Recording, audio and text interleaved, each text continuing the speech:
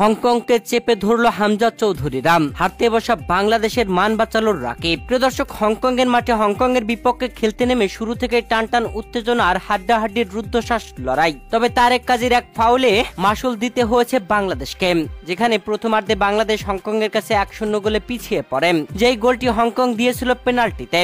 তারেক কাজী D বক্সের ভেতরে tackle করেছিলেন, সেটা ফাউল ধরেন রেফারি। এরপরে পেনাল্টিতে গোল আদায় করে নেয় হংকং। তবে ম্যাচের 73তম মিনিটে 10 জনে পরিণত হয় হংকং। তারপরে ধার দেখালো বাংলাদেশ, যেখানে সামিত সুমোকে ফাউল করেন হংকং এর 3 নম্বর জার্সি পরিণত খেলোয়াড়। হলুদ কার্ড দিয়েছেন রেফারি। এরপরে 2 হলুদ কার্ড হওয়ায় লাল কার্ড দেখিয়ে রেফারি সেই খেলোয়াড়কে মাঠের বাহিরে বের করে দেন। 10 জনে পরিণত হওয়া হংকং এর বিপক্ষে বাংলাদেশ জ্বলে উঠল। তবে শেষ পর্যন্ত বাংলাদেশ জয় তুলে নিতে পারেনি। তবে ম্যাচের 83তম মিনিটে দারুণভাবে গোল করেন রাকিব। কর্নার থেকে দারুণ শট নেন ফাহিম। এরপরে ফাহমিদুল দুর্দান্ত ভাবে হেড করে রাকিবকে দেন গোল করার জন্য, আর রাকিব গোল আদায় করে নেন। শেষ পর্যন্ত 1-1 গোলের ড্র বাংলাদেশ ও হংকং ম্যাচ।